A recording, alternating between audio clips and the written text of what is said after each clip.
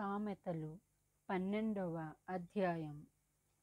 శిక్షను ప్రేమించువాడు జ్ఞానమును ప్రేమించువాడు, గద్దింపును అసహ్యించుకొనువాడు పశుప్రాయుడు.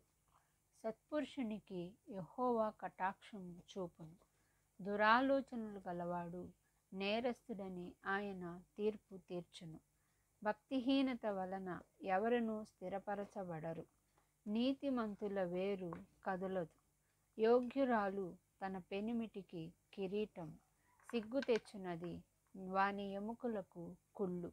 నీతిమంతుల తలంపులు న్యాయయుక్తములు, భక్తిహీనులు చెప్పు ఆలోచనలు మోసకరములు.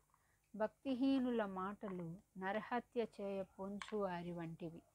యథార్థవంతుల నోరు వారిని విడిపించును, భక్తిహీనులు పాడై లేకపోవుదురు. నీతిమంతుల ఇల్లు నిలుచును, ఒక్కొక్క మనుషుడు తన వివేకము కొలది పొగడబడును. కుటిల చిత్తుడు తృణీకరింపబడును. ఆహారము లేకయున్నను తనను తాను పొగడుకొను వాని కంటే దాసుడు గల అల్పుడు గొప్పవాడు. నీతిమంతుడు తన పశువుల ప్రాణమును దయతో చూచును, భక్తిహీనుల వాత్సల్యము క్రూరత్వమే. తన భూమిని సేద్యపరుచుకొను వానికి ఆహారము సమృద్ధిగా కలుగును. వ్యర్థమైన వాటిని అనుసరించువాడు బుద్ధి లేనివాడు. భక్తిహీనులు చెడ్డవారికి దొరకు దోపుడు సొమ్మును అపేక్షించుదురు. నీతిమంతుల వేరు చిగుర్చును, పెదవుల వలని దోషము అపాయకరమైన ఉరి. నీతిమంతుడు ఆపదను తప్పించుకొనును, ఒకడు తన నోటి ఫలము చేత తృప్తిగా మేలు పొందును. ఎవని క్రియల ఫలము వానికి వచ్చును. మూఢుని మార్గము వాని దృష్టికి సరి అయినది, జ్ఞానము గలవాడు ఆలోచనను అంగీకరించును. మూఢుడు కోపపడునది నిమిషములోనే బయలుపడును. వివేకి నిందను వెల్లడిపరచక ఊరక ఉండును.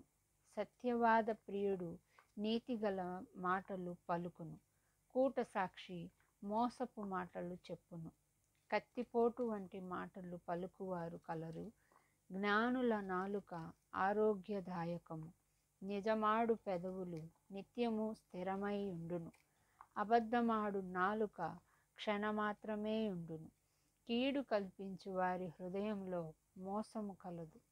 సమాధానపరచుటకై ఆలోచన చెప్పువారు సంతోషభరితులగుదురు.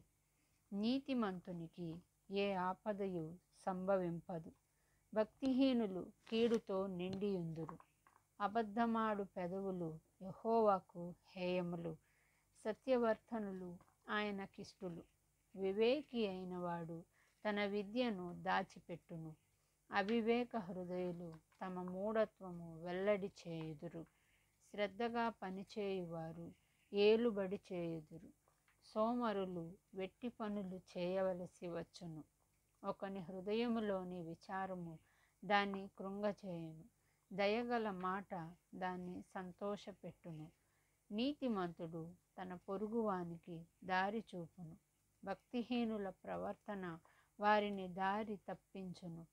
సోమరి వేటాడినను పట్టుకొనడు, చురుకుగా నుండుట గొప్ప భాగ్యము.